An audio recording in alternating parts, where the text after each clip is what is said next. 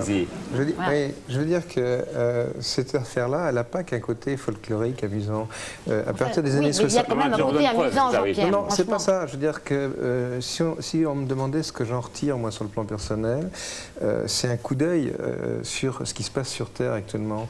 Et en 75, il y avait des informations assez précises sur les armes à énergie dirigée. Moi, ça m'a amené à faire un voyage à Sandia, à Livermore, aux États-Unis, et j'en suis revenu avec une vision tout à fait globale de ce qu'allait devenir la guerre des étoiles des années plus tard. Puis ça continue en 79, en 83, en 85. Il y a des informations. Nos développements scientifiques sont bien placés en tout cas. Non, pas nos développements scientifiques, nos développements scientifiques militaires. Oui. Et ce qui est raconté là-dedans est très inquiétant. Il y a quand même une chose qu'il faut bien se dire, c'est qu'en 1939, un bombardier emmenait une bombe d'1 tonne qui pouvait détruire un bâtiment. 6 ans plus tard, on avait 12 000 tonnes avec Hiroshima. En 65, 20 ans plus tard, on avait 100 mégatonnes. Je crois que personne n'imagine ce que c'est qu'une bombe de 100 mégatonnes. C'est 10 000 fois Hiroshima. Et ce que ces textes nous racontent, c'est qu'on ne s'est pas arrêté là. On a continué. Et la question, si vous voulez, qui s'extrait de ces documents, qui dépasse largement le problème cosmologique ou des choses de la main coupée, etc., c'est est-ce qu'on dispose actuellement d'armements antimatière? C'est-à-dire qu'actuellement, on a un plan de désarmement.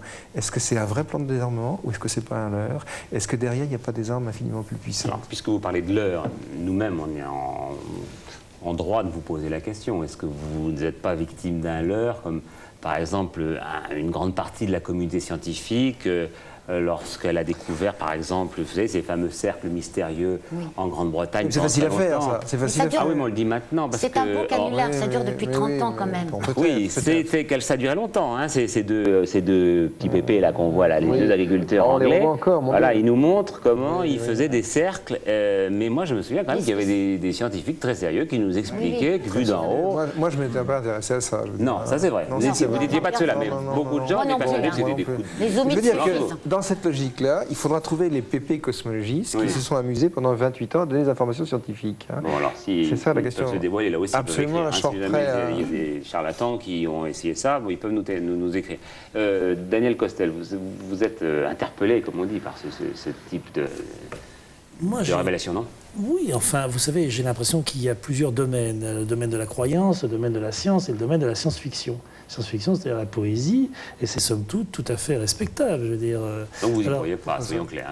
Hein. Non, vous savez, je vais vous dire, j'ai pris l'habitude de tout croire. Je crois que c'est mieux.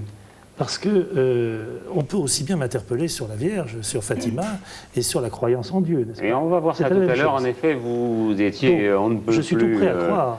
Je ne s'agis pas de croire, moi je ne suis pas un homme de croyance. Là, c'est pas une croyance. Moi je ne suis pas un homme de croyance. Vous voyez, ce qui est formidable d'ailleurs, c'est qu'on nous interpelle aussi quand on croit. Oui, c'est vrai. Si je disais je ne crois pas, on me dirait mais vous avez tort, c'est croire, j'ai fait une très bonne expérience scientifique, etc. Il faut être sceptique ouvert. Nous, on a essayé de faire une enquête de sceptique ouvert. Je ne suis pas sceptique et je suis ouvert. Voilà. Jean-Marc Hall, vous êtes plutôt sceptique, ouvert, fermé Je dirais que je ne suis ni sceptique ni ouvert.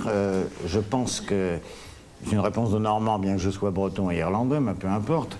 Je pense que l'un et l'autre, vous avez raison, parce que quand on a quand même des documents scientifiques et qu'on peut les prouver, il y a quelque chose qui me paraît étrange, qui me paraît mystérieux. Moi, j'ai d'autres choses qui me paraissent mystérieuses, que je n'explique pas, mais je suis bien obligé de reconnaître qu'il y a quelque chose là qui est à prendre en considération. Alors, puisqu'on parle scientifique, je crois qu'au téléphone, me dit Yannick Jossin, nous avons l'un de vos confrères, Jean-Pierre Petit, au téléphone. Qui êtes-vous, monsieur? Oui, c'est Jean-Claude Rib, directeur de recherche au CNRS et directeur de l'Observatoire de Lyon. Je voudrais faire un commentaire à propos de ce que Jean-Pierre Petit disait tout à l'heure sur la cosmologie et son origine humide. Bon, ce qui est très frappant dans ce qu'il nous dit, c'est qu'il n'y a rien eu de révolutionnaire dans ces écrits humides.